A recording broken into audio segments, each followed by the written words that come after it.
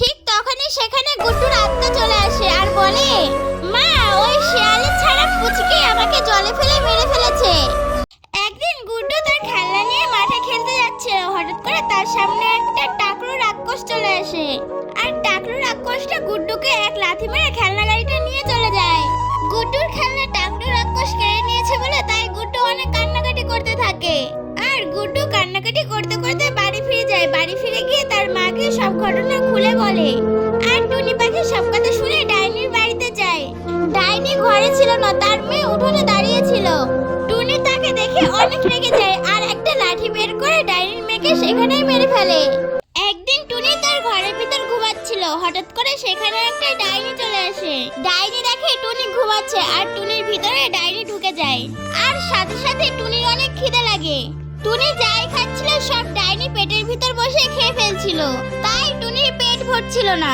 টুনি খিদের জ্বালা সহ্য না করতে পেরে একটা সুপারম্যান রাক্ষসের কাছে যায়। টুনি সুপারম্যান রাক্ষসের কাছে গিয়ে সব কথা বলে। সেই সুপারম্যান রাক্ষস জাদু শক্তি দিয়ে ডাইনিকে মেরে ফেলে। ডাইনি মাসি, তুমি এই মিষ্টিগুলো নিয়ে নাও গো, আমার মা নেই, আমার একটা ভাই আছে। আমি সেই ভাইটার জন্য এই মিষ্টিগুলো নিয়ে যাচ্ছি, তুমি এই মিষ্টিগুলো নিও না ডাইনি মাসি। কিন্তু ডাইনিটা কিছুই বুঝতে চায় না, মিষ্টি খাওয়ার জন্য তার দিকে এগিয়ে যায়। আর তখনই ছুটকি পরিত্য জাদু লাঠি বের করে জাদু করতে শুরু করে। ডাইনি তখন ভয়তে সেখান থেকে পালিয়ে যায়। তারপরে সে মিষ্টিগুলো নিয়ে ছুটকি তার বাড়িতে ফিরে যায়। একদিন রাক্ষস আর রাক্ষসের বউ ডাইনি প্লেনে করে উঠছিল আর হঠাৎই প্লেনটা নিচের দিকে নামতে শুরু করে। ওই প্লেনটা টুনির বাড়ি পড়ে ব্লাস্ট হয়ে যায় আর টুনির ঘর আগুন ধরে যায়।